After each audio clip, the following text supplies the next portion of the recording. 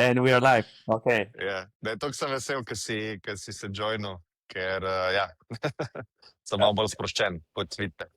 Želja je bila v bistvu po malo večji strukturi, ampak ta struktura bo šla zdaj v nestrukturo, če lahko rečem. Ne, hecam se. Najprej vprašanje, kako ste v redu? Ja, super. Dobro. Ste super. Simon, ti v redu? Starlink shopa, ja.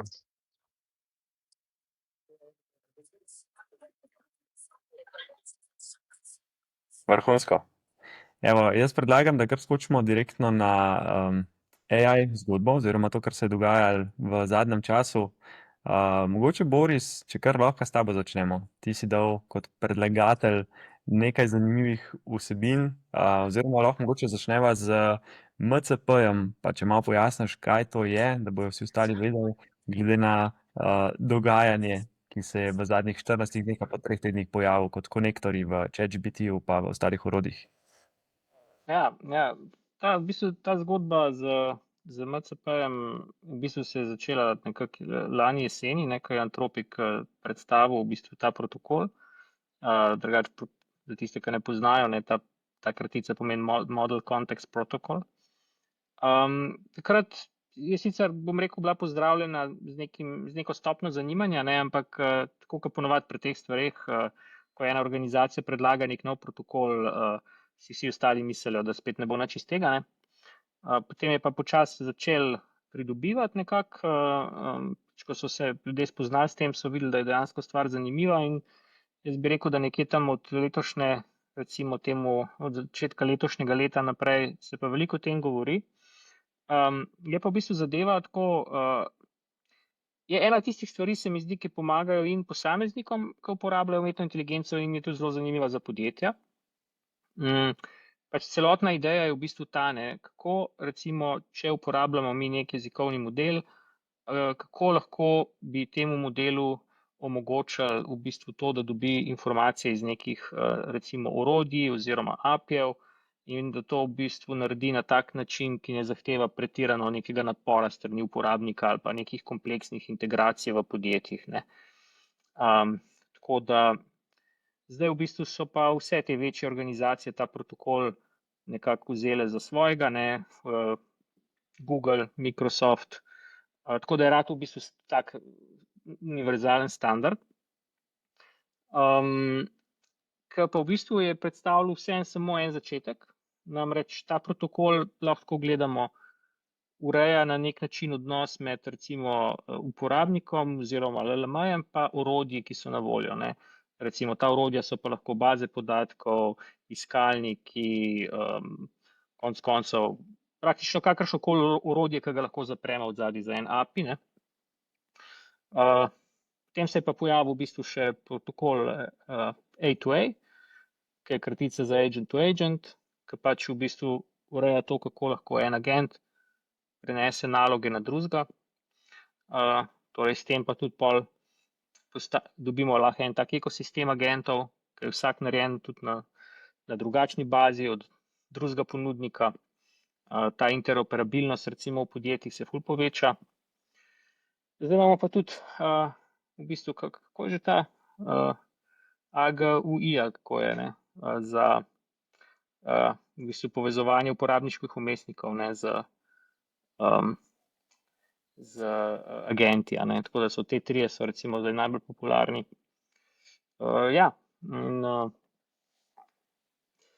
Kar zanimiva stvar, tako. A te lahko v bistvu še malo bolj konkretno vprašam, čist na praktičnem primeru za enega čistega laika? To zdaj, kar si povedal, je kar dosti high level, se mi zdi. Ja. A veš, da kar na nek primer, en program povežemo z enim drugim, kaj ta MCP naredi. Jaz sem mogoče prej narobe rekel, da ta konektor, ki je v ChatGPT, je v bistvu zadnja funkcionalnost, ker samo povezuje. MCP je pa dejansko ta protokol, kjer je pač kot vmesnik, če jaz prav razumem. Ja, se lahko razložimo. Mislim, zdaj bom dal en primer, enim bo blizu, mogoče enim ne bo. Recimo lahko damo primer z CRM-jem, na primer. To je ena taka stvar, se mi zdi, da vsaj v podjetjih zelo pogosta. To je recimo, če imamo en jezikovni model, ki ga uporabljamo v službi, in potem recimo hočemo pač recimo, da pišemo neko sporočilo naši stranki ali pa poslovnemu partnerju, ne. In zdaj informacije, ki jih imamo v tej stranki ali pa pač poslovnemu partnerju, so pa nekako ujete v CRM-ju, ne. In zdaj v preteklosti je to pomenilo, da smo mogli pač odpirati še eno aplikacijo, pa brskati po njej vzporedno, pa v bistvu ročno iz nje pridobivati podatke.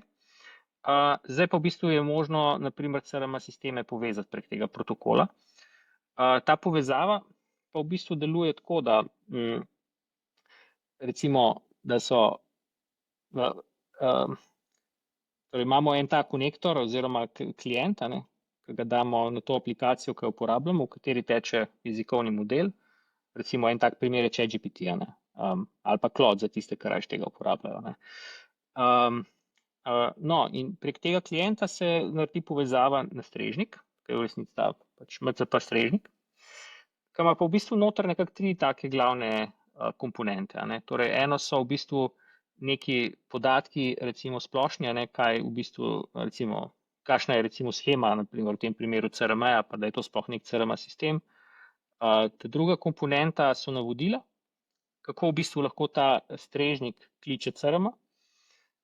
In ta tretji sklop so potem primeri uporabe, ker so pa v bistvu primeri tipično, kakšna je recimo neka jezikovna komanda, ki bi jo recimo uporabnik dal, pa kako se prevede potem v tisto, kar sem omenil, da je točka 2, torej v ta klic na sistem.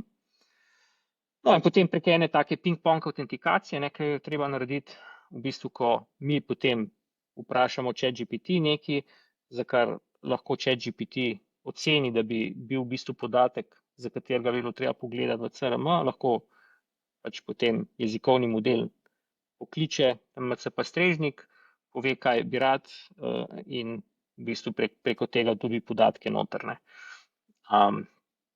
Zdaj, kar slišim, ker to razlagam, se v bistvu tako, mogoče se ne sliši tako, zakaj je to velika stvar.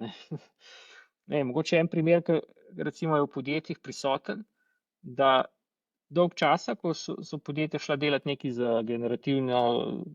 generativnim AI-jem oziroma chatbot in podobno, vsakič, ko so hoteli povezati kakšen nov vir podatkov, so tipično mogli v bistvu delati ločeno integracijo, ročno. Torej, tudi recimo dostikrat vsakič, ko so novega chatbota šli delati, so v bistvu na novo vzpostavljali to povezavo, kar pomeni, da je to precej zaviralo bodi si to, kateri podatki so bili dostopni, bodi si pač število samih chatbotov oziroma agentov, ker je bilo pač toliko tega manualnega dela. In to je tisto, kar zdaj v bistvu nekako, ne bom jih rekel, da odpade, nekaj dela še vedno, samo mislim, da se veliko bolj unificira. Pa je tudi ena taka smer za naprej. Recimo eni zdaj govorijo, kot da se na nek način nek operacijski sistem agentov prek teh protokolov oblikuje. Cool, super. V bistvu, jaz sem se v zadnji še malo bolj igral z analogijo, da še bolj poenostavim, če lahko. Zato, ker jaz sem imel ful težavo, v resnici vem, kaj je API kot ključ, kot ta del integratorja povezovalca, ampak sem zadnjič tudi nekaj razlagal, kako razložiti enostavno, kaj je API, In sem uporabil analogijo, pa me lahko tukaj popravite, da je tako kot natakar, ker to si vsi predstavljamo, če imamo kuhno na eni strani, pa osebo, ki ti prinese hrano pa pijačo, je v bistvu API ta vmesni člen. Jaz pa zdaj MCP vidim dejansko kaj enega menedžerja v restavraciji, ki to pač daje, ker si lažje predstavljam in pol tem natakarjem prenaša informacijo. Sem približen zadev, je to? Mogoče bi jaz tako rekel, da je tako, kot da bi bil recimo na Kitajskem, pa bi bil ta natakar, pač bi govoril samo kitajsko, ki bi pa rad jedel, In zdaj imaš v bistvu zraven enega na neke vrste prevajalca, ki mu ti lahko v svojem jeziku poveš, kaj rabiš, in potem on razloži natakarju, natakar pa to prenese. Tako. Zdaj, natakar je API, vmesni prevajalci pa MCP. In pol v bistvu ti ne rabiš skrbeti, ti se pogovarjaš vse samo s tem prevajalcem, on pa pol naprej ureja. Evo, super. Simon? To bo tako malo bombastično, mogoče, ampak meni se to zdi tako ena najbolj napačnih stvari, ko so ven prišle v tem AI svetu v zadnjem času.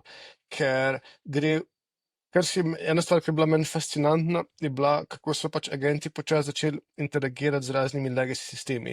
Bodi si, da so naredili nek auto-discovery, pa mentalni model API-jev ali pa celo kar klikali po user interfejsih in to je bilo vse po eni strani je bilo okorno, ampak tukaj se mi zdi, da je bilo zaklenjeno trafulene moči, sploh kako tudi upgradamo razne, ne vem, zamislite si drobne ERP sisteme, ki so bili napisani tam v poznih 90-ih, pa je kar naenkrat lahko potegnemo v sodoben svet. Tukaj je bilo pač toliko velike nevrednosti noter zapečene in po svojem je tudi, ne vem, ravno ta primitivnost tega, ja, bomo simulirali, v bistvu, posebno ne simulirali, zares izvajali klike po zaslonu, me je na nek način spominjalo, ne vem, na čase pisanja aplikacij v Visual Basic for Applications, podobne stvari, ki so bile pač neke zlate dobe, pač koliko dostopen je computing postal in koliko novih ljudi je imel pač to, je bilo pač prav namočenih, da so lahko gradili neka orodja. In za čim reče, ja, nek nov protokol, pa bo to pa nek server, bla, bla, bla, potem verzija tega protokola pa je pač absolutno isti šit, kot ga imamo zdaj. Ko je pač samo se generira se zelo velikega softvera, ko bo zavržen in pač bo samo latest and greatest in potem se bojo stvari bojo breakale, ko se bojo nove knjižnice izhajali. Pač celoten ta softverski peh, ko ga imamo, ko so v bistvu najslabše stvari, ki jih imamo v softverski industriji, se s tem pač ta vzorcih ponavlja, namesto da bi pač se oprijeli tega, da je to neka priložnost, da prekinemo s tem, pa popolnoma drugače premislimo, kako computing deluje. Ker pač še vedno je pač ena stvar, kjer jaz pač še zdaj ne morem, je, da je ogromno stvari je neumnih in jih sprejemamo samo zato, ker nam je nekdo pač tako by fear, tako rekoč, ker nam je nekdo rekel, da tako je, ali pa zato, ker pač vemo, da bi bilo karkoli drugega pač preveč zapetenega, ampak samo kako, ne vem, aplikacije med sabo interagiraš na enem nivoju in ga tam vem, copy-paste, da tako pač nepopisno glup in so v bistvu slep med različnimi aplikacijami. Zakaj? Zakaj moramo pač še zdaj, ne vem kaj, 50 let, odkar so bili vizualni umestniki prišli ven, zakaj vse to sprejemamo samoumevno? In neke take tehnologije, kot je to, da pač samo porinemo to nek protokolni layer, absolutno ista stvar nadaljuje naprej, da so pač tukaj obstajajo neke nevidne meje tega, kaj je mogoče in kaj ni mogoče, okoli katerih mi potem moramo mi kot uporabniki zgraditi ali pa preoblikovati svoje mentalne modele, kaj je mogoče in kot orodje uporabljamo. Namesto da bi se orodja bila tiste, ki bi pravzaprav bila celoten bridge ali pa pač to neko mašilo med tem, kako deluje naše razmišljanje, pa kaj je naš dejanski problem v fizičnem svetu, pa to pač s kakimi orodji se pogovarjati. Tako da meni se to zdi absolutno katastrofalna stvar. In hkrati do neke mere priznanje tega, da smo dosegli nek plafon. In da moramo zdaj v bistvu namesto, da delujemo na tem, da pač enostavno brut inteligenca, kako hočeš temu reči, se zatekamo na to, da pač stvari, da ljudje efektivno strukturiramo spet svet za stroj, za to, da lahko deluje. Ker je absolutno ista zgodba, ki smo imeli zadnjih 50-70 let, kakorkoli pač hočete odkot vzeti, recimo zgodovino computinga. Veliko razočaranje. Meni je ful dober komentar tole, oziroma ful hvala za deljenje tega, Andrej prikimava. Bi kaj dodal? Na mute. Sorry. Ne bi nič dodal. Se mi zdi sam zanimivo, no, to poslušati, kar sta Boris pa Simon povedala. Če bi sam rekel, ne, da vidim, da po moje Simon omenil, da tako v ful drugačnih svetovih živiva. Simon je dosegel plafon, jaz sem pa občutek tako, da vsaj, kar se uporablja AI tiče, da tako tazga acceleration'a, ki sem ga doživel tako v zadnjih par tednih, da po moje še nisem, no. Tako da on upočasnjuje, jaz se pa tako držim. Roller coaster nekje raste, nekje pa pač upada, ali kako? Mogoče bi sam, ta je v bistvu povezana tema, ne. V bistvu je ta izraz, ki v bistvu se zdaj tudi začel pojavljati, ne, ta inženiring konteksta, ne.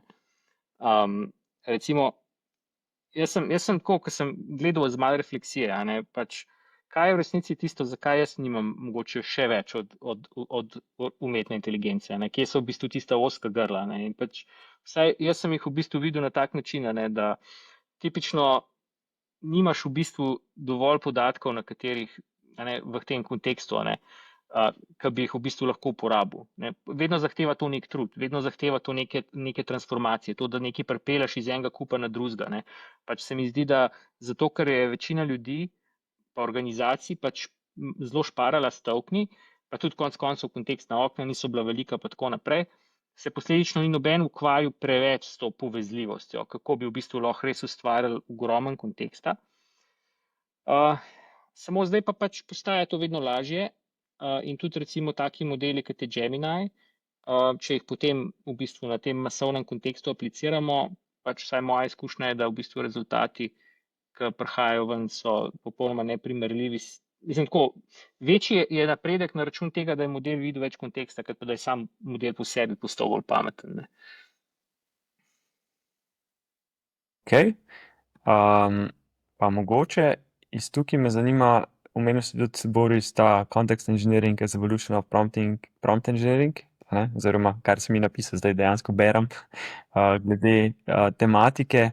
Če lahko mogoče malo več o tem poveš, ker se mi zdi, da se vseeno pač nadaljuje oziroma navezuje ta kontekst. Ja, pač ta beseda inženiring je vedno taka, ne, da vedno označuje tisto, s čimer se zabavaš v nekem trenutku, ne. Ampak je pa tik pred tem, da bo postal enostavnejša, ne. Recimo pač bil je feature engineering, ne, kdo se ga še spomne, ne.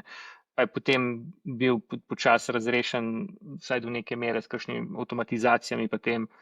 Pol je bil prompt engineering, ne, pa so modeli postali toliko bolj pametni, da ni več bil toliko potreben, ne, pa tudi kakšna orodja, ki so ta proces pač naredila lažji.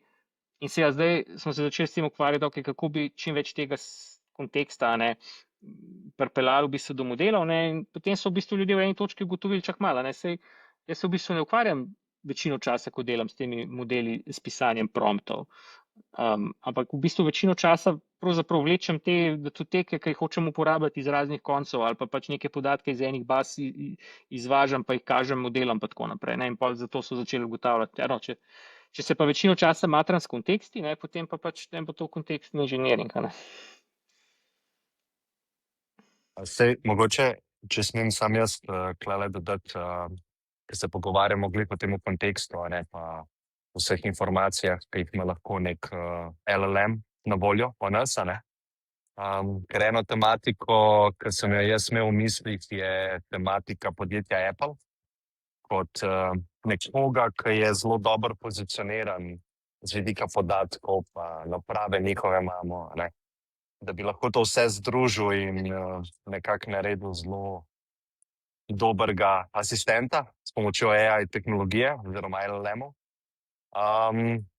Ampak jim nekako ne gre, ne. Zdaj tudi ta zadnji developer conference, ki so imeli, so zamaknili v bistvu ta nov Siri, ta Siri, ki bi bil pač bolj po pričakovanjih tega leta, v katerem smo, ne, še vedno zelo krep produkt, že 10 let, če se ne motim, ali 8. In pa Google, ne, ki smo ga večkrat omenjali, dejansko naša življenja ali pa naše informacije živijo tudi v teh produktih, ne, tudi imamo v mislih Gmail, pa Google iskalnik, pa Doxe, ne, veliko podjetij, sploh manjših, ne, ima podatke tam. Pa sem mislil zastaviti eno vprašanje za vse, pa lahko ne začne. Kaj bi ti naredil kot CEO Apple zdaj v tem trenutku, ne? Ker se mi zdi, mogoče sam še to dodam, ne, da nekako si toliko velik, pa imaš produkte, ki ti dejansko toliko denarja prinašajo vsako leto, je težko tvegati, ne. In se mi zdi, da oni so vedno bili malo bolj na safe strani, ne. Zdaj se pa to sploh vidi, da so čist izven te tekme, no, vsaj tako jih jaz dojemam. Nimajo zunaj nič podobnega, kakor ostali teh Big Seven, ne, če jih gledamo. Klemen, hvala za tole ful dobro vprašanje, v bistvu ful zahtevno vprašanje po eni strani, saj iz mojega vidika po moje, pa da bom tukaj čist nekam v prazno falil, v smislu, Apple na nek način res je, da ni več trendsetter, ampak je bolj kot ne follower po eni strani, da igra bolj ta safe bet, ampak če direktno vprašaš, kaj bi jaz naredil, definitivno bi več tvegal. Zato, ker po eni strani vemo, da znajo narediti ful dober hype, pa ful dober napovedati, pa marketinško celotno stvar zapakirati, koliko bo vse obljubljeno, kako bo Apple Intelligence delal, pa vzameš telefon v roke, pa imaš ful visoko pričakovanje, pa tako klikneš, pa rečeš, a to je to, čakaj, gremo še enkrat. pa še dvakrat, Ja, trikrat. naštemi mi alarm ob 7, pa fejla. Točno to, ja. Ali pa pač nek zapisnik in pol v notes gledaš, kje transkript narediti, pa trikrat, v glavnem, veliko bo mogel narediti. No. Oziroma, jaz, če bi bil CEO, innovation bi definitivno pojačal in pa bolj jasen Horizon 3 bi aktiviral za neke disruptive zadeve, oziroma bi hitreje naredil nek connecting z ostalimi partnerji ali pa prav pač integrirati z open innovationom neke procese, da bi dejansko deliveral neke stvari. Ne? Ker po drugi strani mi je pa ful zanimiv Mira Murati, ne vem, če ste videli novičko, bivša CTO OpenAI, ne, je v bistvu šla, so zdaj v bistvu dobili še drugo fazo evalvacije, ogromno denarja, nimajo nobenega produkta, ampak vsi verjamejo v no, ne. Pa je v bistvu tako 3-man band na nek način, pa ja, se ful obeta, se pričakuje, ampak ja, kot Apple, več inovacij pa več nekih prebojnih zadev, no. Ne vem pa, zakaj igrajo toliko na safe side oziroma safe bet. Ej, mogoče Andrej, ne vem, koliko ima Apple cache-a na banki, ampak jaz tako razmišljam, a bi lahko oni kar kupili OpenAI ali pa neko tako potezo naredili res, ker si rekel, več bi tvegala, ne. To bi bilo meni, se mi zdi največ, kar bi lahko naredili, da bi z neko tako stvarjo udarila, ne. Ja, pa kaj bi ti naredil, Andrej? Ja, glih zdaj sem šel pogledat, koliko imajo cache-a.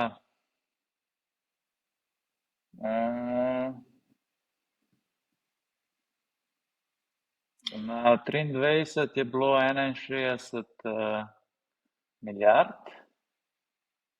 Ne, 61 tisoč milijard, kaj je to? 6 trilijonov. Mogoče malo preveč tudi za Apple. To je preveč, ja. 661 tisoč, ne, 61 tisoč milijard, čakaj.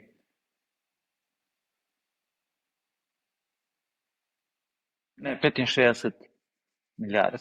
Jaz sem podatek 48, 31. marca 48 milijard pa pol v kešu. Verjetno imajo še pol, kar je malo manj, kot so imeli ob koncu 2024, ampak verjetno imajo še druge likvidne naložbe, ne, tako da, ampak ajde, recimo, ne, tako. Ja, verjetno najbolj... Mislim, lobbyga bi imeli več, ne, če ne bi odkupovali lastnih delnic, ne, tako da. Ja. Spet smo pa najbolj- te stvari, ja. Najbolj bold move verjetno bi bil, da bi kupili OpenAI, ne. Saj če se prav spomnim, na lanskem tem WWDC oni so neko partnerstvo napovedali, da bo v bistvu ChatGPT Je bilo, ja. nek native LLM v iOS-u, nekaj takega, no, ne spomnim se čisto točno, kaj je bilo, ampak vem, da so neko partnerstvo, pa očitno od tega ni nič.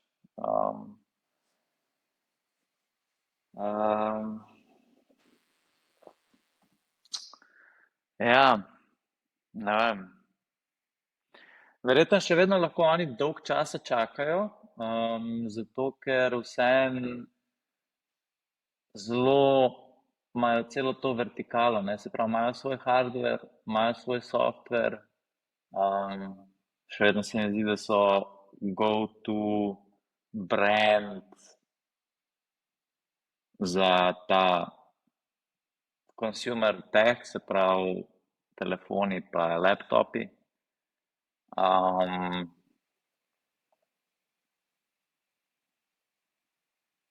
Tako da v bistvu verjetno oni samo čakajo, mogoče kateri igralec bo v bistvu moat v AI-ju ugotovil in bojo pol to oni skopirali, ne. Ker zdaj karkoli drugega kopirati, ne vem, a se jim sploh splača. Ampak se mi zdi, da še vedno ni jasno čist kakšen bo v bistvu moat teh platform, ne. ker zdaj ta switching cost, se pravi, da ti nekaj delaš na ChatGPT-ju, na Geminiju, se mi zdi, da ni toliko, da še ni v bistvu toliko pomembno, oziroma še vedno lahko načeloma switchaš, a ne. Pa enkrat, ko bo nekdo res imel tak neuničljiv mod, bo pa to signal tudi za vse ostale, a ne. In mogoče tale članek, čakaj, a jaz lahko šeram tukaj, ali moram eneju poslati? Verjetno lahko. Če Ajde. imaš permišne, bi lahko. Aha, čakaj, screen, window, tole, ja.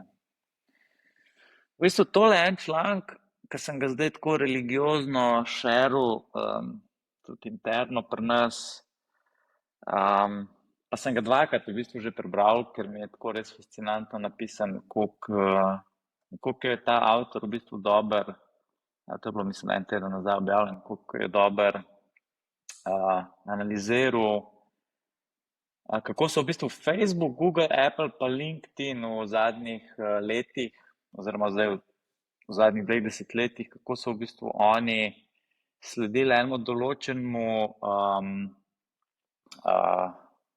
blueprintu oziroma enim določenim korakom, da so v bistvu si zgradili mod oziroma nastali taki giganti, kot so, a ne.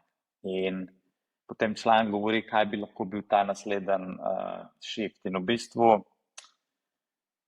govori o 3 korakih, se pravi, da so najprej zelo dobro identificirali, kaj je njihova ta neka glavna neulovljiva prednost, pa da so tako v narekovajih odprli vrata, ne, pa so jih pa zaprli za monetizacijo, ne. In recimo sam na hitro na Facebook, a ne, oni so identificirali, da njihov mod je to, da je ta social graph, a ne, se pravi, kdo je s kom povezan in da je ta mreža teh povezav med userji čim bolj gosta, oziroma da so nekako, da proba biti vsak z vsakim prijatelj, ne.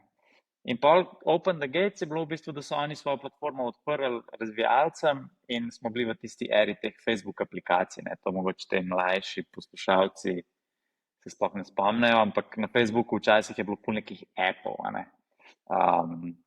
In pol tukaj spodaj imaš v bistvu, ja, primer in mislim, da so imeli, ne vem, na vrhuncu, da so imeli, ne vem, 33,000 appov pa 400,000 developerjev je v bistvu delalo, ne. In to jim je v bistvu pomagalo prehiteti vse tele konkurente takrat, ki so bili zelo močni, ne. In so v bistvu v 2 letih iz 25 milijonov uporabnikov zrasli na 250 milijonov uporabnikov in oziroma prehiteli vse te in res je začeli tisto eksplozivno rast.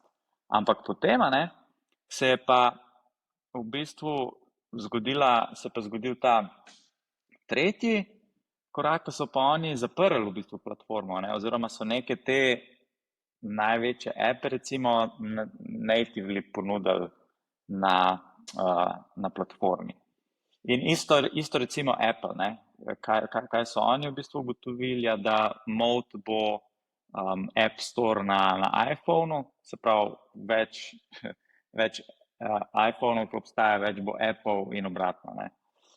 In so na začetku ponudili zelo dobre v bistvu pogoje in je App Store ful zrastel, potem so pa počasi, a ne, zaprli to in zdaj pač, če hočeš biti na iOS-u, moraš sprejeti v bistvu vse te stvari, se pravi ta Apple Tags, pa te najboljše aplikacije počasi z leti postanejo native appi, ker Apple da gor že v iOS-u, ne. No in pa se tukaj avtor sprašuje, ne, kaj je zdaj, pa še za Google primer, pa LinkedIn, pa se pa avtor sprašuje, kaj bo v bistvu se zdaj zgodilo, ne. In nekako reče, da zdaj še vedno userji, ne, imajo dosti nizke te switching stroške, in kaj bo verjetno ta mod ChatGPT-ja je v bistvu memory, ne, se pravi, da bo OpenAI vse o tebi vedel, ker AI, kaj bi ti pa zelo otežil zamenjavo, LLM-a oziroma nekega AI asistenta, je pa to, koliko ta asistent ve o tebi, pa v tvojem kontekstu dela, ne, pa se pravi čist vse, kaj on o tebi ve. In je v bistvu zelo dober napisan, celo damo to pol noter, pač kako zdaj poteka ta tekma in pol tukaj omen tudi Apple not, ne, da Apple je v bistvu nek sleeping giant, ker oni itak pač imajo ful podatkov o ljudeh, vprašanje je sam, a bojo znali narediti oziroma imeti enkrat ful dober LLM, da bo te podatke, ki jih že imajo, znal ljudem nek value dati v neki taki asistentski funkciji. Ne.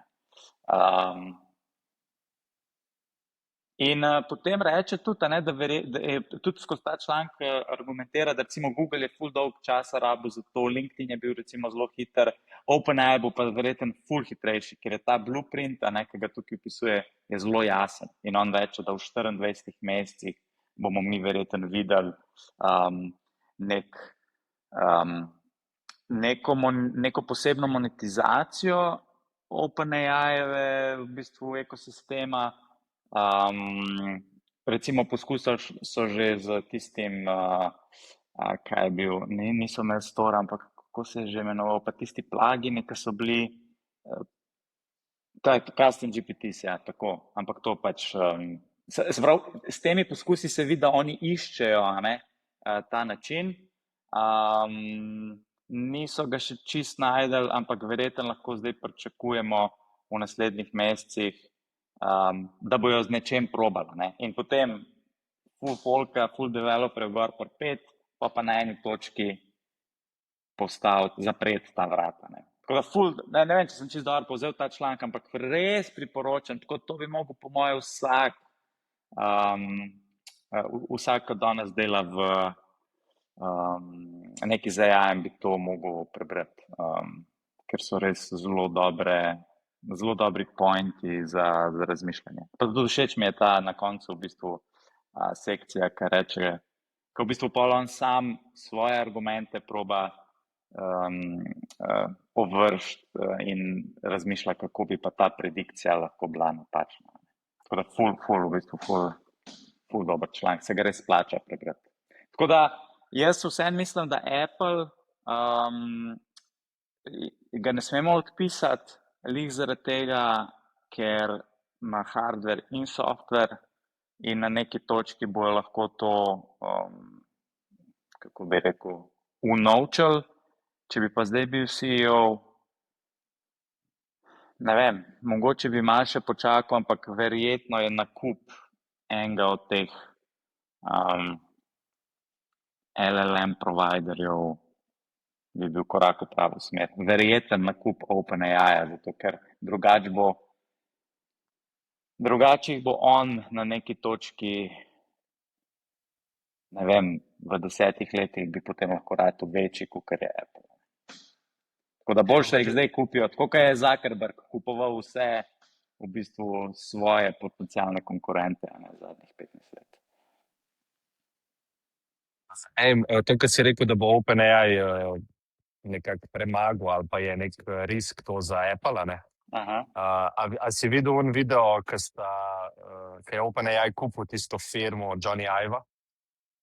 Ja, se to v bistvu tudi tukaj reče, ne, da tega se OpenAI zelo zaveda, se pravi tega pomena devicea in verjetno je to, ne bojo zdaj oni čakali, da to Apple naredi, oziroma se pravi, Apple manjka AI, OpenAI pa manjka device, a ne, in zgleda je OpenAI bolj, ne vem, bolj risk, bolj naklonjen tveganju in so šli v to, ja, da so kupili to Ivovo firmo. Ker zdaj vsi špekulirajo, zakaj, ne. A ti si videl, ker so imeli neko predstavitev tega partnershipa oziroma tega nakupa? Ja, sem videl. Ker v bistvu sta malo se sprehajala po San Franciscu, pol sta se dobila v neki kavarni, pol sta se v bistvu hvalila drug drugega, koliko sta amazing vizionarja. In v bistvu ni bilo nič v produktu, a ne? Malo je bilo tako filozofsko. In jaz sem tako razmišljal, kaj če je ta produkt bil v tem videu, a ne? Ker to bi meni rešil nekako ta slab video, da bi pol za nazaj razkril, cel cajt je bil ta produkt na tem videu, ampak ga niste videli. In Johnny Ive je imel očala gor, ne? Taka neka dizajnerska očala. In sem razmišljal, to bi bilo najboljše, da bi rekel, evo, to je ta device. Ampak to so čisto take špekulacije, ker sem jih pol tudi na X-u videl. Ja, lik to sem hotel reči. Tudi jaz sem na X-u videl pol neke špekulacije o nekem deviceu, kaj bi to lahko bilo. Ja, bomo videli, no. Nisem kaj dosti več razmišljal pol o tem. Mogoče še ena misel, čistko, sorry, sem to, da sem gledal, Y Combinator je organiziral neke startup school, ali ne vem, kako se je rekel, to je bilo, mislim, da prejšnji teden. In en izmed gostov, panelistov je bil Sam Altman. In ta talk mi je bil prvi talk od Sama Altmana, da mi je bil tako malo filozofsko zanimiv, ki je razlagal o našem trenutnem stanju pridobivanja informacije, čez te device, ki jih nosimo v žepu. In da ti, ko to odpreš, je full baru, full informacij, full notificationov, vse kliče po tvoji pozornosti. Pol se moraš ti odločati, kjer app odpreti, moraš klikati tam po appih, po barvnih teh ikonah. In da je to nek umesen state, ki ni tako dober in vsi se zavedamo, da ni tako dober, pozornost se nam konstantno krade, ne. In je rekel, to lahko mogoče AI reša, ne. Da ti v bistvu se znebiš UI-ja skoraj popolnoma, in imaš nekega pametnega asistenta zraven, ne. Ki ti prilagaja AI, UI, ali pa mogoče samo glasovno s tabo interaktira prek nekih slušalk ali pa prek očal, ne.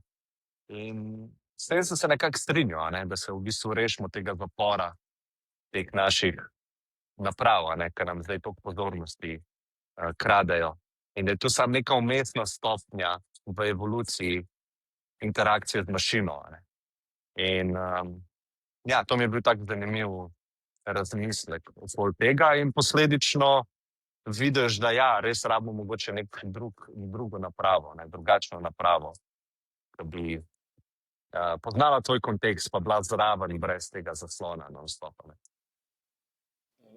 Mogoče bi jaz le dodal, da sem zdaj v bistvu delal en eksperiment na sebi, da sem v bistvu malo gledal te svoje posnetke, recimo sestankov, takih zadev, pa probal v bistvu iz njih ekstrahirati čim več o meni, o mojih preferencah, idejah, mnenjih, reakcijah, zanimanjih, tako, kakor da bi hotel nek res psihološki profil narediti, ampak to na precej enostaven način, In izkaže se, da so LLM-i zdaj za take stvari v bistvu ful dobri, In da ne rabiš imeti zelo veliko sestankov, da precej dobro ujameš who's this person about, In potem, ko imaš enkrat ta profil, to mi je pa zdaj v bistvu najbolj fascinantno, Grem jaz lahko recimo spustim skozi vse update za cel teden na področju AI-ja, In pa rečem, zdaj mi pa daj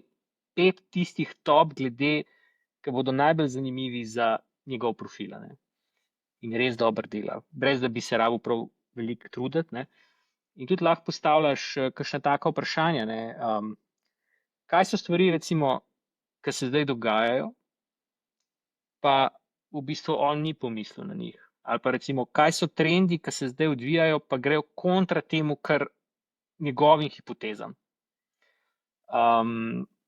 Tako da to mislim, da je en zelo velik potencial, v bistvu ta ideja, Klemen, ki jo ti opisuješ, je v bistvu zelo blizu, da rečem na dosegu roke, Malo bi se pa še to navezal, kar je Andrej rekel, je v bistvu zanimiva stvar, to spominam, To je ena stvar, ki sem pomislil, recimo vsi te pogovori, ki jih mi imamo s ChatGPT-jem, to se vse da eksportati. To je en data eksport stran. Isto za LinkedIn, isto za večino teh socialnih omrežij, kar pomeni, da v bistvu mi s tem lahko prevzamemo ownership nad tem kontekstom, ki smo ga tam puščali in z njim naredimo kaj zanimivega, In to je pa zdaj tisti del, ker ko je umetna inteligenca rata dovolj poceni, ne. No, recimo, da gremo zdaj na primer. Ne. Recimo, da jaz potegnem dol vse moje podatke iz LinkedIna, recimo. Ne. Tam je ena gora ljudi, kaj pa jaz vem, s kom sem sploh povezan. Ne. In potem recimo za čisto vsakega od njih zaženem en deep research ali na Perplexity ali pa že sam research. Ne. Pa pol v bistvu, ko imam enkrat svoj profil zelo natančno dodelan, pa recimo nek cilj, ki ga imam pred sabo, ne, lahko rečem, ok, ne, na poti do tega cilja, katerih 10 ljudi od teh 3000, ne, bi bilo mogoče zdaj zanimivo, da se z njimi srečaš, pa zakaj, ne. Tako da ne vem, če bo memory lahko mode v tem smislu, a ne, zato ker ga, tako kot zaenkrat trenutno kaže, se mi zdi, ga lahko prenašamo, samo pač večina ljudi ne pomisli, da si bodo zdaj eksportirali s ChatGPT-ja podatke, pa nekaj dela s tem, ne. Še, ampak pač to je v bistvu zdaj enostavna stvar, to vsak lahko naredi. To lahko z vibe coda vsak. Tako dobro to Ja. povedal. Tam je vprašanje, a bojo ljudje to delali, ne? Tako splošna populacija, lahko bi imel argument, se Spotify ne rabiš, zato ker lahko ne vem, kaj eksportam, pa dam v Pirate Bay, pa si naredim svojo playlisto, pa to naredim s tem konektorjem, pa tja, ne. Se mi zdi, da UX bo kle glavna stvar in če večina ljudi zdaj uporablja ChatGPT, koliko imajo, 300 milijonov weekly active userjev ali 500 milijonov, se ne vem. Mislim, da je 300 milijonov prava številka. Nek opportunity imajo, da oni to naredijo, ne, z vidika UX-a. A veš, Boris? Ampak zakaj bi bil slab UX, a veš? Jaz sem recimo tudi pomislil na en produkt, ki bi bil možen, a ne, recimo, veš, ko probamo izvajati ta izobraževanja, pa probamo ljudem razlagati, kako pisati prompte, pa ne vem kaj, ne, pač pa je to tako, ok, nekaj jih naučiš, večinoma jih ne, pač pol itak se stvari 3 mesece naprej so drugačne, uno znanje zastareva in tako. Sem pomislil, ne, kaj če bi v bistvu naredil vtič za brskalnik, ki bi v živo gledal, kakšne bedarije ti pišeš noter, ne. Oziroma, če bi hotel, bi imel tudi eno možnost, tam bi bil en lep gumbek, pa bi rekel, ne, daj analiziri, kako jaz promptam modele, ne. Pa bi pol v bistvu dobil report, ki bi ti povedal, ne vem, mogoče je tako ena lekcija na teden. Vsak teden boš dobil eno lekcijo, zakaj se slabo pogovarjati z umetno inteligenco in bomo pol tisti teden bomo enkrat na dan vadili to, da boš ponotranjil, da ne teh neumnosti delati, ne. Saj lahko je UX čist, a ne, to je tam en gumbek gor, ne rabi biti zelo zakompleksan, a ne. Ja, mislim, za nas ne, ampak jaz bi vseeno tukaj vztrajal, ne. Rekel si plugin, vtičnik. A veš, Lahko je večina, aplikacija, pač karkoli, ne, mislim. ja. Zato je, kar hočem povedati, je, da recimo, če imaš ti Appleove uporabnike, večina jih sploh browserja ne zamenja, ne, so kar na Safariju, to je pač kar gor in takih primerov je milijon, ne. In ful se mi je zdel dober Andrejev point, ki je rekel, Apple nima dobrega LLM-a oziroma nima še vsega tega zintegriran. Ampak če oni to naredijo, veš, večina ljudi ne bo šla tega delati, kar si ti opisoval, se mi zdi, bo pač v Applovem ekosistemu, tako kot je že zdaj, in to jim bo serviran, to je njihov opportunity. In isto lahko rečem za ChatGPT, ne, večina ljudi to uporablja, kar se tiče LLM-ov, nimajo pa oni device-a, ne. In zdaj se trudijo device imeti, ne. Ker ta UX mora biti tok, a veš, ne govorim o tem, da je to simple narediti za nekoga, ki se malo potrudi, ampak da je to tako že narejen za tebe, no. Bolj sem to mislil. Da ti ne rabiš nič narediti, nič eksportati, nič efforta. In se mi zdi, če govorimo o masi ljudi, nekem zmagovalcu, ne, skoraj končnem, jaz mislim, da ne sme biti nobenega koraka, da si to narediš, ne, kar si ti opisoval, Boris, ampak da je to že kar na deviceu, ki si ga kupil in je to to. Če bi sam tle to dodal, ne, da zdaj se, kar se tiče recimo browser use pa computer use pa teh stvari, ne, pač te sistemi dejansko pač neke mere že zdaj lahko upravljajo sami, a ne, z računalnikom in pol tudi sami kaj naredijo, ne. Tako da v bistvu se ti s tem odpira možnost, da pač ti imaš eno aplikacijo, a ne, ki je pač samostojna aplikacija, mogoče je tvoj osebni asistent. In saj se ti kot uporabnik, ti se ne rabiš s tem zafrkavati, ti ne rabiš tam nekih vtičnikov inštalirati, to bo on naredil, ti se boš samo pogovarjal. Ne, tako, to bi še mogoče sam rekel za Apple, a ne. Kaj pa, če smo čisto falili s temi moti pa to, a ne. Kaj pa, če v bistvu umetna inteligenca sploh ni taka stvar, da v bistvu čaka na to, kdo bo tisti, ki bo našel magično formulo in bo v bistvu prvi na cilju in bo naredil monopol. Kaj pa, če je v bistvu to utility, tako kot je nafta ali pa elektrika? A ne? Ker v tem primeru ne, je bila pa kaj najboljša strategija za Apple? Da preprosto začnejo uporabljati utility. Da ne čakajo, zdaj bomo pa mi počakali, da bomo res vedeli, kaj je tisti zmagovit trenutek, ko bomo vstopili na sceno in bomo zavladali svetu. Kaj pa, če bi samo uporabljali to nafto, ki je vse okoli vas, zato da boste pač imeli boljše produkte, boljše storitve, bolj zadovoljne uporabnike, a ne? Pač kaj pa, če je to, ne? Kako pa to zgleda, Boris, zdaj v tem trenutku, če si ti Tim Cook, kaj bi v bistvu naredil na Applu, na iPhonu, sorry. Ja, mislim, jaz bi tako rekel, ne, pač, ok, nismo razvijali svojega LLM-a, prišparali smo kar nekaj milijard, sicer, ker smo Apple, nam pač to neki ful ne korista, ne, lahko bi jih tudi porabili, pa ne na koncu nobene razlike, ne. Ampak enostavno pač, ne vem, dajmo premisliti, kako lahko čim več AI-ja, pa tudi če ni naš, ne, lahko je odprto koden, ne, lahko ga je Meta natrenala. Dajmo pač to, kar obstaja, pripeljati do naših uporabnikov, zato da bodo ti uporabniki lahko začeli to elektriko uporabljati, ker je vse okrog, ne. Zato da ne bodo zapostavljeni, da ne bodo pač v neki kolibi brez luči, v čakanju, ne. Veš, to je tako, kakor da bi rekli, ne, mi hočemo samo fuzijo uporabljati. In čakamo, da bo fuzija, pa se bo pa vse svetlilo. Ampak do takrat pa nič ne bomo, ne. Ne vem, če je to bolj utility, ne, in meni se vedno bolj zdi, da je, ne, je pa mogoče to kar tako napačna strategija, ne.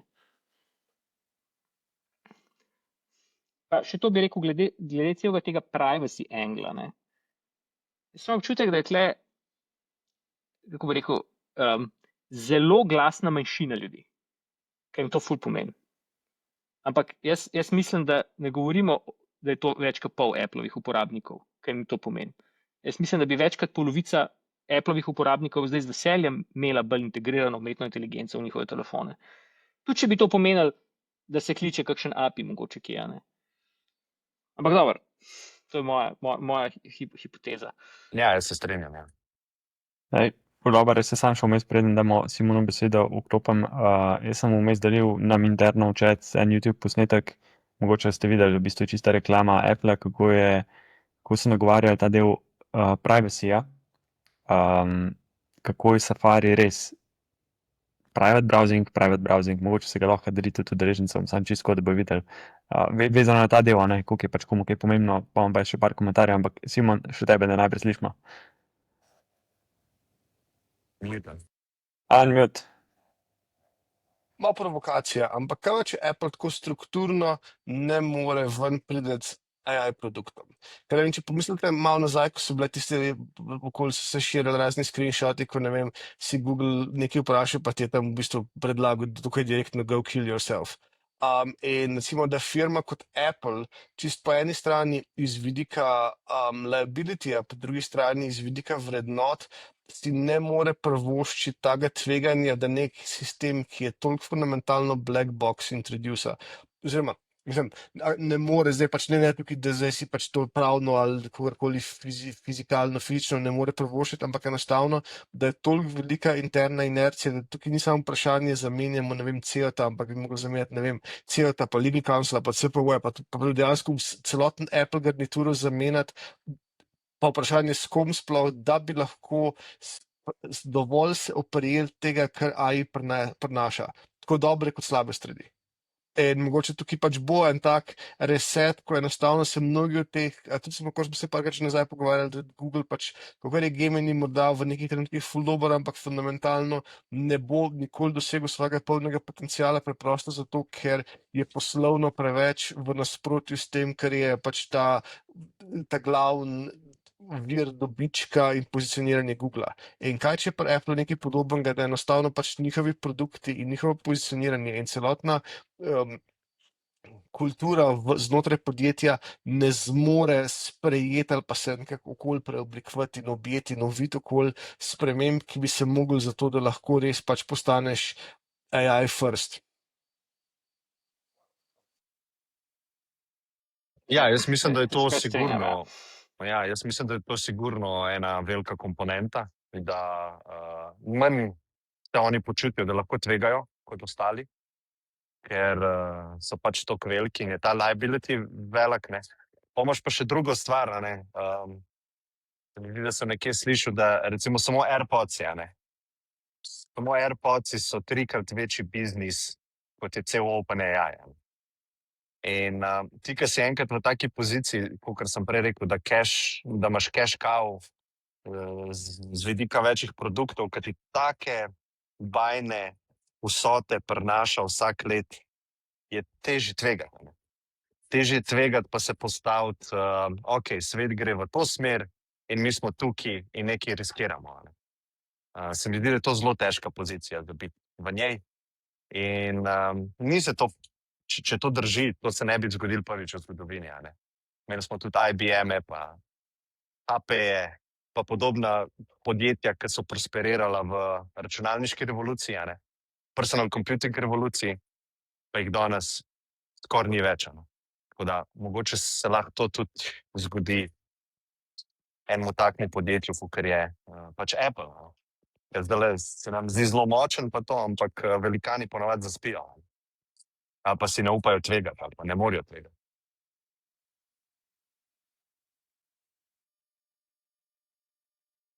Se pravi, Klemen, to je tvoj pogled na ta odgovor oziroma vprašanje, ki si ga si postavil tudi sam, ali zdaj komentar na Simona? Kaj bi kot CEO naredil ti? A ja. Jaz bi verjetno šel v neko tako bold stvar, da bi kupil. Anthropic bi po moje težko, ker so zvezani z Amazonom. Ne vem, OpenAI verjetno, to bi bil najbolj bold move. Ja, drugo pa ne vidim zdaj, pa ful se strinjam z Borisom, a ne. Da pač kar integriraš nek mogoče open source model noter. Že tako bi, veš, čez noč izboljšal Siri, a ne.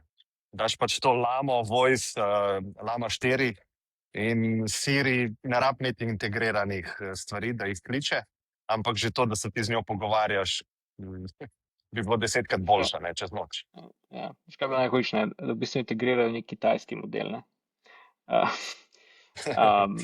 Ampak tako, ampak dejansko mislim, da res ne bo slabo po moje za uporabnike, ne? Ker se mi zdi, da bi bil mogoče malo ideološko manj obremenjen, kot kakšni zahodni modeli. Ne? Tako da Kitajcem je vseeno za to. Sam pa če ne par stvari ne smeš omenjati, pa je all good.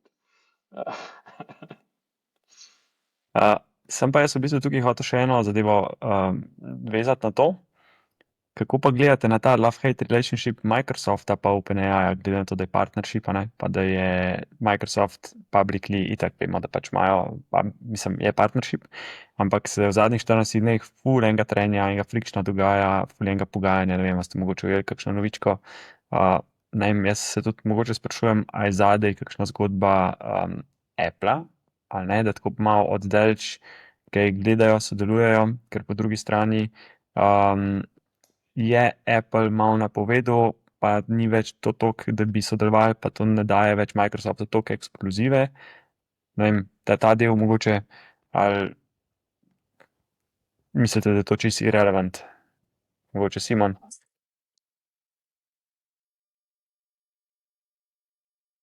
Unmute. Po eni strani, kot nisem nek full fan Microsofta, po drugi strani v tem primeru dokaj sočustvujem z njimi, ker mislim, da OpenAI je ena firma, s katero je grozno težko imeti nek partnership, zato ker so tako zelo po eni strani hype-driven in po drugi strani neka čudna drug-fueled skizofrenija tu in tam pride na plano in se njihove te interne drame ven pluskajo, in ko si ena velika in resna podjetja, kot je Microsoft, ki prodaja korporacijam, je to tako nightmare fuel. Tako da tukaj mislim, da poleg tega je zelo jasno, da to razmerje ni enakomerno v tem smislu, da OpenAI to pač se tukaj dokaj parazitsko obnaša in je popolnoma jasno, da jih bojo zavrgli, čim jih bojo lahko. In jih tukaj pač vidi, OpenAI vidi Microsoft kot dumb money, Microsoft seveda to noče biti in tukaj bo pač vedno neko inherentno trenje, seveda, ker se pač tudi Microsoft, mislim, ni neumen, pa vidijo, kdaj, ko pač razne poteze OpenAI potegne, ko so pač proti Microsoft interesom in ko naprej, ampak tukaj vse je bilo pač, je Jasno je pač izjemen dosežek bil Altmana, da mu je uspel toliko zgodaj, kot mu je pripeljati Microsoft zraven, zgraditi po eni strani toliko hype, po drugi strani toliko kredibilno zgodbo, da se je to zgodilo. To je tudi pač kot poslovna poteza je bila izjemna, ker jim je dal ogromno runwaya, dal jim je ogromno zaledja, odprli jim je marsikera vrata tudi iz tega, koliko je pač adoption v nekih večjih podjetjih. Ampak mislim pa, da je, mislim, da kar se pač dalje bolj kaže, je, da je dodana vrednost Microsofta za OpenAI zelo vztrajno in zelo hitro pada, medtem ko po drugi strani pa pač je iz Microsoftovega vidika pa OpenAI koliko postaja čedalje bolj strateško pomemben. In ne bi me čudil, če na neki točki bomo prišli do tega, da bo Microsoft začel pač tako dosti resno neke svoje stvari razvijati in ponujati, zato ker bojo ugotovili, da pač OpenAI ni dovolj stabilen partner, zato ker oni rabijo. In da tukaj so pač, da kljub temu, da tako na papirju so oni te velikani, je pač ponavadi vedno svarimo startupe, ja ne tu španovijo z nekimi takimi velikimi firmami, ampak tukaj je dejansko zaradi vsega nabranga, recimo temu socialnega kapitala, pa za pač vse inercije, ki je OpenAI ima, se mi zdi, da so oni pač tisti, ki diktirajo celoten odnos. In Microsoft se tega zaveda in to počasi začne tretirati še dalje bolj kot neko nevarnost. Klemen, a si Klemen ti mislil ali Boris, nekdo se mi še javil, tako da Boris, verjetno ti? Sam kratek komentar, da po moje tle je ena zgodba, ki postaja vidno bolj pomemben faktor, tudi pri tovrstnih odnosih, je to, kje dobiti računsko moč. In v bistvu trenutno pač glede na ambicije, je OpenAI bil pač omejen z računsko močjo, Microsoft v bistvu je ni več mogel dostavljati v taki količini, tako da so začeli potem oni uporabljati še Oracle, pa mislim, da zdaj celo Google, če se ne motim. Skratka, to je, Po drugi strani, na strani Microsofta pa se mi zdi, da v bistvu pač ta stava, ki so jo naredili, je bila odlična, v tistem trenutku na OpenAI, kako bi rekel, niso uspeli jo tako dobro monetizirati na produktnem nivoju, ker v bistvu so bili zelo zgodni v primerjavi z ostalimi velikani, samo bom rekel, na njihovem delu, ki je bil produktni, pa se mi zdi, da niso uspeli toliko narediti. In tako da že to, mogoče že, če iz tega zornega kota gledamo, vsaka od teh strani ni dobila tistega, kar je na začetku upala. Microsoft ni dobil toliko uspešnih produktov, OpenAI ni dobil unlimited computa. Ja. Totally make sense, v bistvu, full dobri komentarji.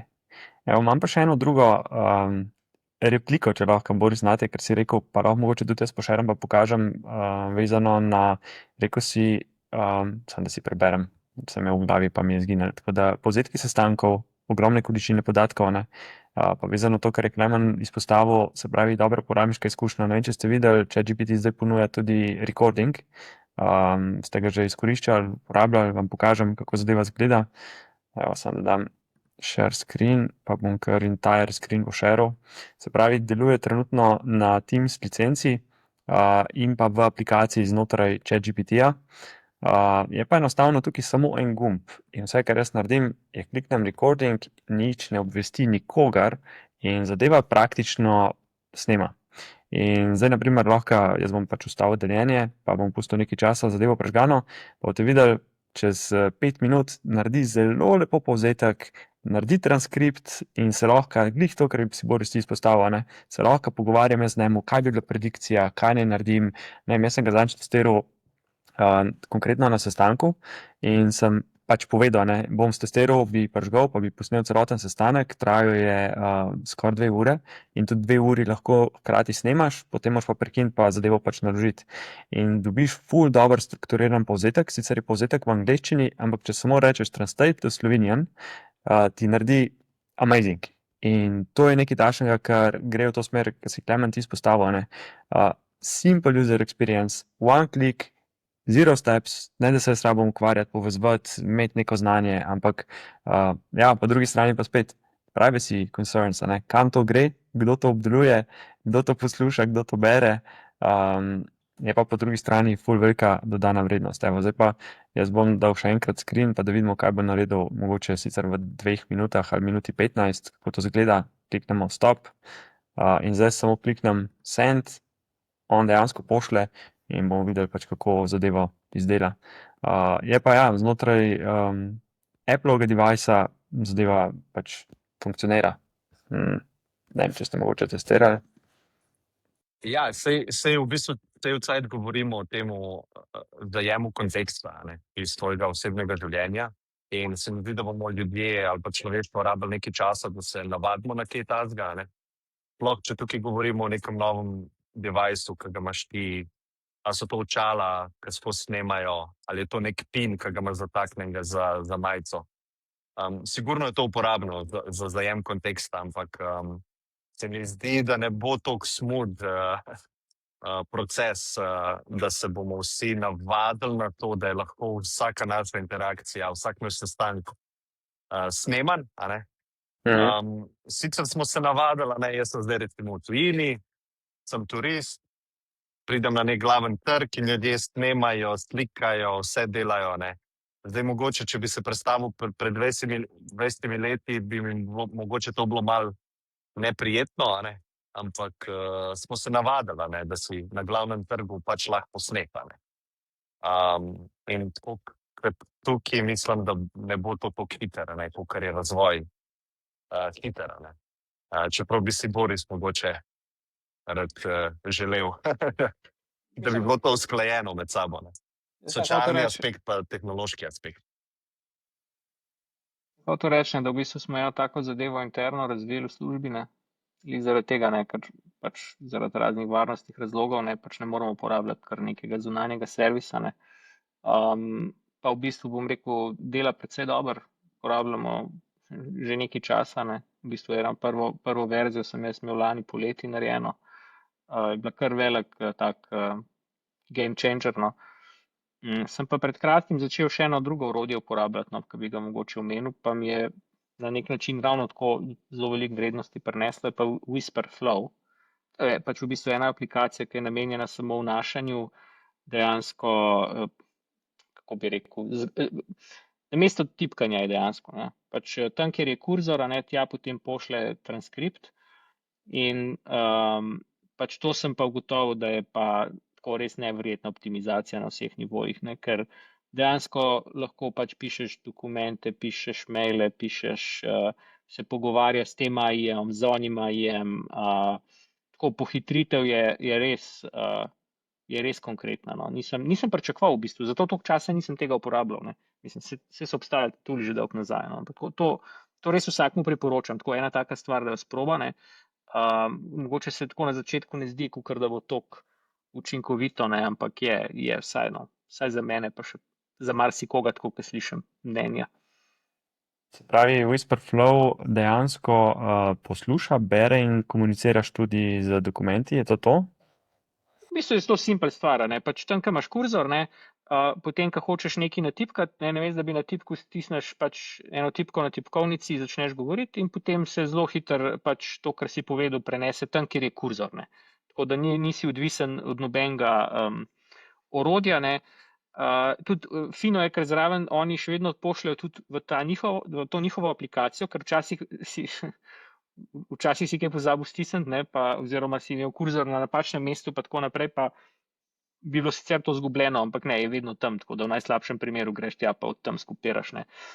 Sploh se mi zdi za kakšen dajanje recimo feedbackov AI-ju, ne, ali pa recimo tudi za kakšen brainstorming glede nekih produktnih zahtev za kakšno kodiranje je res super zadeva, no, tako.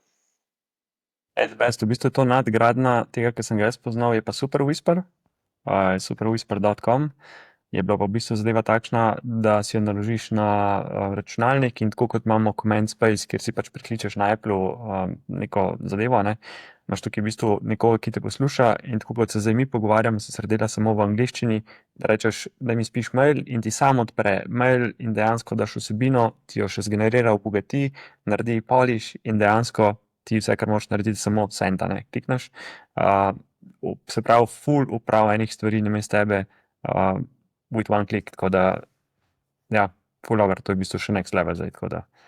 Pa, ker že govorimo o teh voice modelih, a ste videli, oziroma, a je kdo zaznal zadnjo posodobitev 11 Labsa in pa zadnjo posodobitev ChatGPT-ja, ChatGPT-4o, Advanced Voice Mode, zadeva je res ratala sik. Praktično, malo smo že na meji tega strašljivega, ker ne veš, ali na drugi strani je res en v kabini, pa te posluša, pa se tako malo zmot včasih, ali je dejansko, mislim, zadeve so šli res full over naprej, no. Ne vem, pa mogoče, Andrej Klemen, tukaj vaju vprašam, v vašem produktu, a kaj razmišljate o ta text-to-speech oziroma ta del, boste kdaj kaj vključevali ali ne, ali je to čist, Ja, v bistvu to je, ti itak, ko gradiš produkt, dobivaš od okolice predloge, ideje. In to je v bistvu najpogostejša stvar, ki jo slišimo, kdaj bomo dodali nek voice. Gledamo v bistvu konstantno gledamo stroške, konstantno testiramo slovenščino, se pravi, če povem sam primer, Gemini je zelo pocen, ampak slovenščina ni čist še tam, kjer bi si želeli, ampak sigurno, jaz bi rekel, v roku pol leta pride tudi ta modality na naš produkt. Sem pa se jaz igral s tem 11 Labsom zdajle v 3. Tudi znotraj Astre, tudi z vidika Idea podcasta. Zdaj z vidika Astre imamo tukaj en velik opportunity, zato ker imamo Andrejeve videe, 2500 video razlag matematike. In zaenkrat smo šli še vizualno popravljati na roko, se pravi, da tam, kjer piše kaj v kakšnem jeziku, kar je zelo v redkih primerih, ker je Andrej razlagal matematiko in je ponavadi pač matematika spisana, ampak včasih je, ne vem, neka hipotenuza ali pa neka beseda, ki je v slovenščini. To smo vse šli popravljati na roke, in zdaj čakamo dosti dober dubbing sistem, kjer bi Andrejev glas samo spremenil v drug jezik in imamo pol na voljo video razlage v drugem jeziku, Testiramo pa tudi real-time generation takih videov v Andrejevem stilu, Manim je ena platforma, kjer izrisuje matematične stvari real-time, sicer traja 3, 4, 5 minut, da dobiš video razlago. In ja, vse te stvari gledamo pa testiramo. Za podcast sem pa dobil eno idejo za nek prototip, Pred časom sem bral članek od Steva Jobsa, oziroma intervju od Steva Jobsa, ki ga je imel leta 1985 za Playboy. In takrat se je začenjala ta PC revolucija in novinar ga je spraševal veliko tem. On je bil takrat dosti mlad. In mi je tak dober intervju. Dober intervju, ki ni zastaral, ker ga lahko čisto preslikaš na to naslednjo revolucijo, ki prihaja. In sem se odločil, da bi ljudi, ki so mogoče umrli, pa so imeli neke dobre vsebine, da bi jih lahko nekako živel z AI-om. In zamislil sem si podcast s Stevom Jobsom, ker je pa čista vsebina tega intervjuja. Vprašanje, odgovor v slovenščini. In 11 Labs sem za to uporabljal, ta V3. In je slovenščina že kar amazing. Tako da to bom v naslednjih tednih dal ven, pa drugi moji heroji, ne vem, Alan Watts recimo, pa to. Tako da se mi zdi, da dostikrat je kritika, če ustvarjaš kakšno vsebino z AI-jem, ki simulira neko osebo, recimo Platona, Sokrata. Dostikrat je ta kritika od ljudi, da si AI izmišljuje oziroma simulira, kaj bi ta človek rekel. In s tem se jaz malo strinjam. Tukaj so pa ta pravi intervjuji, ta pravi govori, recimo v primeru Alan Wattsa. To govorov je posnetih, In se da to vsebino malo remiksati z istim kontekstom, pa obuditi, In če se predstavimo, ne vem, 2-3 leta naprej, zakaj ne bi bil to kar video, Video Steva Jobsa, ki sedi v mojem studiu in pač pove to vsebino, ki je itak takrat že povedal, In to se mi zdi tako zelo zanimivo. In tudi te prototipi, te poizkusi, ki jih delam, dosti idej dobim pol tudi za Astro. Tako da mogoče en tak core point se mi zdi dober, da se je dober igrati s temi stvarmi. Tudi če ne vidiš toliko dodane vrednosti, a ne, jaz bom zdaj naredil nek intervju s Stevom Jobsom, ok, mogoče enim ljudem bo všeč, enim ne. Ampak tukaj se ful naučiš o sposobnosti trenutne tehnologije, pa kje je. In pa lahko dobiš kakšno idejo, ki ima pa veliko več dodane vrednosti. Ful dobro se mi ta pogled zdi, tako kot si rekel, na nek način nek sandbox, ne? Da lahko testiraš MVP-je, pa da dobivaš feedback. Ja, sej ne vemo, kaj bo mogoče na remotu čez pol leta še kdo drug tukaj, ne? Pa bo dejansko rekel, nimate pojma, to bi jaz tako pa tako naredil, hecam se. Simon, kakšen je pa tvoj pogled na ta TTS in pa na voice over sisteme oziroma, ja, Mislim, je zelo zamegljeno s tem, da jaz ne maram voice interfejsov čisto kot uporabnik, ker se mi zdi, da je so low bandwidth, poleg tega imaš še ta problem, da je tako pač zelo ephemeral, to niti ne vem, kaj bi bila dobra slovenska beseda, zato je pač zelo uokvirjen v času, to pomeni pač naprej teče in pa če se nekaj izgubiš ali karkoli je divja packarija, da skočiš nazaj, pa pol pa nekaj poslušaš, pa se, ne vem, medtem ko recimo, če jaz pač gledam, kako jaz berem, ene stvari berem hitreje, ki se pač malo ustavim ali karkoli je, medtem ko nekaj pač je voice je absolutno najslabši, poleg tega niti nimaš nekih dobrih čijev pri videu, saj to, da potem lahko recimo, če se nekaj izgubiš, mogoče nazaj imaš sliko, ko ti pomaga, če pol pa sam skrabaš gor pa dol, medtem ko pri voiceu pa še tega zares nimaš, in pol tam neke snippete za nazaj poslušanje v praktični uporabi zelo hitro zapraviš zelo veliko časa in tudi čim pač padeš iz tega, da ta neka kadenca, ko je podajanja, deluje, ker je tako pač večinoma je prepočasna, ampak ne, to pomeni, da bi nekaj že vedno želje, da me si podcast začela poslušati, ne vem, na 1,75 ali pa odvisno pač od govorca. Samo, ko se pa nekaj izgubiš, obržiš nazaj, je pa pač, ja, ogromno časa, ko sem ga sicer pražalno s tem, da na 1,75 poslušam, izgubim samo s tem, ko skačem gor pa dol, pa da ti spol najdem pa počasnim. In tukaj se mi zdaj pač je fundamentalen problem voice interfejsov. In tudi vem, pa so pač razne hipoteze, ja, pa v industrijski uporabi pa tako naprej, pa imaš pač tam kar nekaj v ušesih. Sej za ene stvari čist pač štekam, da je lahko uporabno, ampak mene pač nekako ne navdušuje. In kakor se tukaj sva si zelo enotna s Klemnom, da je eno pač najbolj zanimivih in daleč najbolj odprtih in neraziskanih področjih je ravno vprašanje UX-a. Jaz mislim, da ta UX ne bo pač voice modalnost ne bo igral neke ključne vloge, ali pa vsaj mislim, ali pa ampak tukaj se tudi skriva, da pa še kot uporabnik močno upam, da ne, ker mi ta način mi res ni blizu in mi res ni všeč. Klemen, replika? Ja. Mislim, totalno se ne strinjam. Mislim, strinjam se s tabo, da ti to ni všeč zdaj, a ne? Ampak, če govorimo o real-time voice-u, a ne, če ti dam za primerjavo, mi imamo zdajle pogovor, video pogovor, a ne? In kako bi to izgledalo, če bi mi se rekli, to nam ni všeč, mi bomo tipkali si, a ne? Pa bomo imeli v bistvu chat, forum, ne? Se mi zdi, da bi se vsi strinjali, da je to manj učinkovito ali pa ni tako dobro, a ne? Tudi ti se lahko zdaj na mene prekineš, se odzivaš, rečeš, kaj si s tem mislil, grem jaz 5 sekund nazaj, pa še enkrat povem. In jaz mislim, da AI bo lahko popolnoma časoma simuliral to izkušnjo.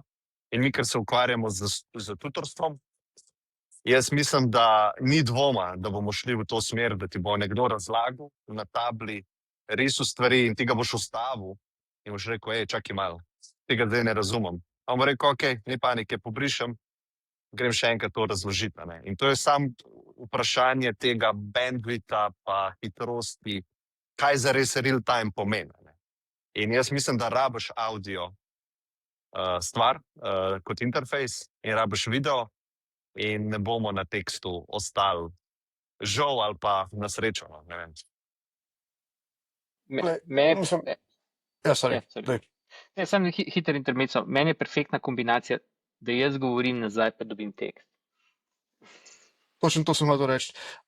Sej, ok, pač štekam, recimo, kadar sem len ali pa kaj takega, pa še vedno govorim, pač Bog ve, da govorim hitreje kot tipkam, tako da recimo pač sploh, če ne rabim biti neki zelo precizen, ker recimo je ena od fajn stvari za vsaj neke take, recimo, dost casual pogovore z AI sistemi, ne rabiš biti neki zelo precizen, pa še vedno dobiš dobre odgovore nazaj. Zato pač kupim The Voice kot input način, je cool, ampak tudi pač zdaj, mislim, dobro, pač cool, pač smo kolegi, pa tako naprej, pa pač je čisto nice vas videti pa vse, ampak tako v nekem iz vidika samo tega konzumiranja in deljenja informacij in razvijanja neke misli, ja, meni bi bilo the best, da bi vaši odgovori bi samo skočili gor noter pisni, pa da bi, ne vem, še nek tak interfejs, da ja, to, ne vem, pomodarimo karkoli en del, pa rečem, dajmo, ne vem, pač več o tem, ali pač samo, da ko jaz začnem govoriti repliko, da bi pač jaz, zraven bi bil nek transkript ali karkoli, pa jaz pomodarim del, na katerega se nanašam, z tega, da pol tudi, če sem kdaj spet nejasen, ko govorim, imaš ti ta dodaten kontekst, da se pač zdaj vrnem na to, kar smo se preveč povedali kontekst, da imaš ti dodaten kontekst in si se jaz črpam. To je ful boljš, da se mi zdaj gre, ja, pa uro, pa se spomniš tam 5 minut nazaj, pač je trash, tako prvič ne vem, če je 5 minut nazaj, to se pač uporabim za neko tako pač približek, medtem ko drugače pa lahko smo tam že 5 sekcij pomodrenih ali pa ne vem, z različnimi barvami ali pa nekaj označene, notirane, ko čakam samo to, da se pač vi med sabo pogovarjate karkoli, pa bi potem celoten moj argument bil že pač v nekem kontekstu dan. In mi to omogoča, da sem lahko po eni strani bolj precizen, ker se lahko bolj nanašam na to, kar ste vi povedali, pa po drugi strani sem lahko tudi bistveno bolj učinkovit s tem, kar jaz govorim, vse, kar rabim manj besed porabiti, da celoten kontekst zajamem in da lahko debato prenašam naprej. Zdaj imam pa jaz eno tako vprašanje, ne, ker mislim, tema je glih naravna za to, ne. Kaj pa ta proaktivnost AI-ja nazaj, ne? Kako bi vam pa to pasalo? V smislu, da pač umetna inteligenca sama začne pogovor z vami. Tega recimo ne bi rad. Ena stvar, ko pa mi je všeč, pa to sem že od tako zelo dolgo časa velik fan tega, je pa to je tako tehnologija, ki je bila tako presenetljivo uporabna že tam konc 90-ih in to je bilo pač en Emacs mode. Pa za tiste, ko ne poznate, Emacs je nek tak vsemogočen urejevalnik teksta, tehnični, oziroma pač tekst editor, ko je pa hkrati znašel vse mogoče druge, popolnoma se ga da programirati in tako naprej. So ljudje, pač tam tehnologija iz recimo 80-ih, 90-ih, ampak v mnogih pogledih precej pred svojim časom in so ljudje za njega od nekdaj pisali neke absolutno divje modifikacije in plugine in tako naprej. Eno od teh je bil tudi Remembrance Mode. Mode je pač ime za recimo temu extension ali pa plugin ali kako hočete reči v Emacs sistemu. In ideja tega Remembrance Agenta je bila, da ti pač kakšenkoli tekstovni dokument pišeš, ima pač vzravno sporedno še eno okno, kjer ti je zadeva ven vlekla druge tekstovne dokumente, ki so bili pač po nekem ključu podobni ali pa relevantni za to, kar si pisal. Zdaj pač, seveda, to je bilo tam, ne vem, mislim, da je konc 90-ih ta stvar ven prišla, ali pa mogoče se 2000, pač kar nekaj nazaj, tako da tehnologija, ki so takrat imeli pač na voljo za neke take primiranje, pa sploh, da to je pač tako bolj ali manj real time je seveda omejena. Ampak še vedno je bilo pač tako recimo, kjer je bilo to manj divje uporabno je bilo za neke te, jaz sem bil pač včasih, pa še zdaj sem tako zelo velik uporabnik tega nekaj pač note-takanja z raznimi snippeti, ne vem, Notational Velocity je bil svoj čas pač tako full pohajpan z te stvari, ali pa ne vem, Evernote ali karkoli tazga, ker je bila pač ideja, da imaš neke dosti kratke snippete, misli ali karkoli, ki si jih shranjuješ in jih potem pač z njimi urejaš ali karkoli. Nekaj, če imaš na ta način organizirano svoje znanje, je bil ti sistem fantastičen, ker ti je ven potegne pač razne relevantne druge note, sploh ko si pisal in pol tudi hkrati, recimo zelo lepo omogoča ta prehod med tem, da si recimo pisal veliko nekih pač takih drobnih notov, ko so bili, ne vem, enovrstični, pa samo celo par besed, pa nekaj besed na zvezi karkoli. Potem pa, ko sem se pa usedel, pa hotel pisati nek pač daljši sestavek, ne vem, bodi si bil to, je bil članek, esej, ali ne vem, ali pa končno neka dokumentacija, so pač si drobni snippeti, si pač tam pri strani jih je ven metal in to je bilo pač, je bilo krasno in je ta uporabniška izkušnja je bila, katera je delovala, je bila divje čarobna in zelo uporabna. In tako da nekaj tazga pač samo na seveda bistveno višjem nivoju in bistveno bolj sposobni, meni bi bilo krasno, da pač si nekaj usporedno na dosti neusiljiv način, je ravno to, da pač nekaj ta konec koncev inverzija konteksta, da mi nek agent zraven kaže razne druge potencialne stvari, ki razširjajo kontekst, pa na kar bi se lahko navezoval, ko način pišem, ali pa konec koncev tako govorim. To bi bilo pač spet, recimo, če se vrnemo na to, kdaj je modalnost govora super. Ko jaz nekaj govorim, da bi pač mi tle, ne vem, razne stvari spisoval, bi bilo super, ker se pač marsikaj se ne spomnim. Recimo, tudi sem najprej sem narobe rekel remembrance mode, ker pa je res dejansko remembrance agent. Nekaj te stvari, da bi se meni enkrat takole prostrani na skrinu pojavljale, pa me ne silile v to, da s tem interagiram, ampak samo, da so tam, če mi je pa kdaj karkoli relevantno, pa da pač nek dosti simpel način, da grem pač bolj globoko v to. Taki načini se mi zdijo, da so pač so krasni. In tukaj je tudi ravno to, da je, se mi zdi, da to je en zelo dober način, kako mi lahko presežemo neke lastne zmožnosti, ker še vedno se mi zdi, pač, kar bo postal čedalje bolj bottleneck, ko bolj ko uporabljamo razne te AI pomagala, je to, kaj mi zmoremo držati v glavi. In kakršnokoli orodje, ki mi pomaga to, da jaz v bistvu pač vidim širšo sliko, kot jo te lahko držim v glavi, se mi zdi, da so zelo močne, pač iz vidika tega, koliko bojo nas naredila bolj super ljudi, ali karkoli hočeš temu reči. Nek tak pasivni agent, ki je zraven in mi stvari ponuja, ampak mi hkrati pač ne sili, da interagiram z njim, je krasen. Po drugi strani ne bi pa hotel, da me pač prisili v komunikacijo. Ker tudi pač večina, tisti, ki ste me kdaj hodili, pa ne vem, po telefonu, kdaj pa veste, da to je tako pač dokaj težko meni, recimo po telefonu dobiti, ker pač ne maram tega, da kar nekje vmes mi neka stvar upade in absolutno nočem pa tega, da to pač nek robot počne. Ja, mislim, se tudi jaz ne vem, če bi bili hotel, da me ta stvar skozi kliče. Ne. Tako ta vidik se meni tudi zdi super, Simon, tudi na ta način. Ne. Včasih bi rad, da mi nekaj preplava gor, pa da nisem jaz nujno tega zahteval. Ne. Ampak je pa povezan s tem kontekstom, kar delam. Ne. Ampak sem pa pol pomislil, recimo, zakaj ta trenutek tega nimamo z LLM-i, ne. Kaj je tisto, kar manjka? In sem v bistvu ugotovil, da je samo strošek, ne. Ker to pomeni, da bi mogel ta LLM skozi razmišljati, tako rečem, razmišljati na rekovajih, zato da bi lahko pač te smotrne stvari dejal. Ne. Ampak mislim, da bomo prišli do tega, ker pač cena tokenov pada. Ne. Pa prek tega sem pa pol pomislil, kaj so pa še druge stvari, ki bi jih lahko delal. Ne. Pač razen to, da nam pošlje kakšen opomnik ali karkoli, ne, bi v bistvu lahko skozi probo rafinirati to bazo znanja, karkoli, kar ima, ne, pač lastno iniciativno, ne, pač lahko bi skozi odkrival, a je kakšen boljši način, kako to bazo znanja uredimo, da bo bolj optimalna, ko prihajajo nove informacije noter, jih lahko čim bolj ustavljamo noter, ne. In to pa se mi zdi, da bi lahko pripeljali zdaj do neke nove oblike skaliranja, ne, če se bodo te velikani odločili recimo v to investirati kompjut, ne. Simon, Milci. Tako, vse to je pač dokaj honestly tehnično, karkoli pikolovski pomislek tukaj, ali pa ena stvar, ki bi jo izpostavil, je, da včasih je cenej verjetno dolgi rok, če delaš nekaj sprotko, da potem moraš zvezati nazaj delati. Ker če pogledaš, neko je pač je neka frakcija ljudi, ki zdaj pač pravijo, ja, RAG je tako mrtev, ker zdaj imamo že toliko veliko konteksta, da pač who cares, pač daš vse v kontekst, pa si gotov, ampak ta način tudi precej wasteful in po drugi strani imaš pa lahko precej manjše sliding, recimo pač kontekstualno okno, ki mi več sledi, pa bo verjetno bo delovalo vsaj tako dobro, če ne boljš, verjetno boljš, zato ker bo pač odgovor hitrejši, ker bo pač v celotnem kontekstu ga more predelati manjši, oziroma lahko potem, če dalje bolj, bolj ko gremo nazaj po zgodovini, bolj lahko stvari kompresiramo, pa pač delamo jih bolj lusi.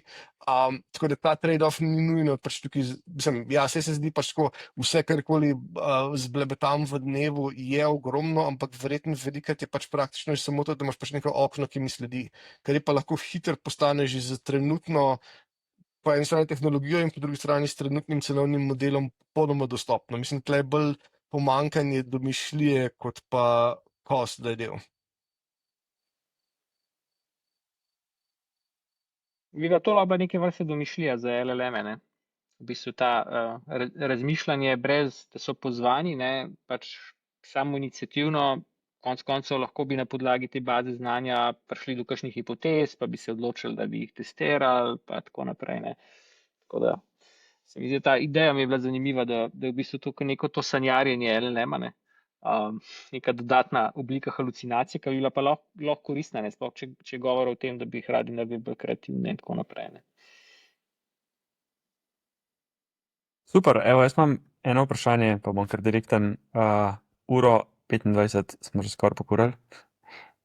Čas ful hitro leti. Klemen, zdaj malo proti tebi pogledujem. Jaz sem sicer še eno temo. Ja, jaz moram iti čez 3 minutke, vi ker mi je rekel, da moramo to predstaviti. Vse ok, lahko tudi zaključimo, pa naslednjič še enkrat odpremo. Čeprav ta je tema kar dobra, ne. Skoraj bi Ja. kakšen stavek mogel reči o tem, ne. Tudi Okej, kot moja pa dolžnost, državljanska dolžnost, ali kaj. Evo, ja, v bistvu. Jaz moram tudi iti, nažalost. Tako da Povej kliče me, Drž za LLM. naslednji. Ja. Cliffhanger. Damo na naslednjič, je pa v bistvu članek na kognitiven dolg, ki ga pač povzroča, oziroma po domače povedano, ali nam možgani počasi propadajo z uporabo z LLM-jev, čeprav se ful lepo navezuje na to. Pa dejansko Boris me je opozoril na raziskavo, da je bila mogoče vzeta izven konteksta, to damo sam kot teaser napovednik, drugače pa najlepša hvala vsem za danes. A bi mogoče kdo za konec še kakšno zadevo pripomno dodal? Jaz nimam za nobenega vprašanja, da bi vas kaj konkretnega vprašal. Tajman, imaš mogoče ti? Ne, v bistvu bi se rad vsem zahvalil, pa se vidimo naslednjič in vemo, kaj bo tematika naslednjič. Tako da to Ne je vemo. zelo zanimivo. Ne vemo. To je res, mogoče kaj stara gre gor stvar. na priority. So true. Eno temo imamo, ostalo bomo pa sproti dofilali. Super. Hvala vsem. Lepo se imejte, lepo poletje, še naprej pa se slišmo. Okay, Čau, čau, čau. čau. Čau.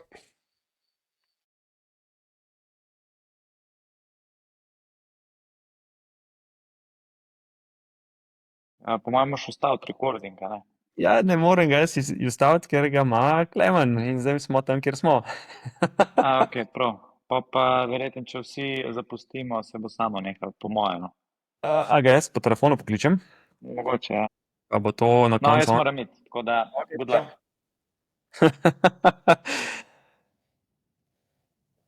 Last two men standing. Ja. In to bo najboljši zaključek podcasta. Nekdo, ki kliče po telefonu in čaka.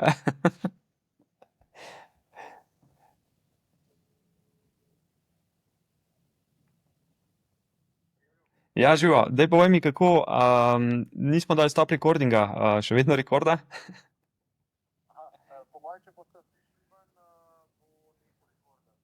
Se pravi, oba zapustiva in to je to.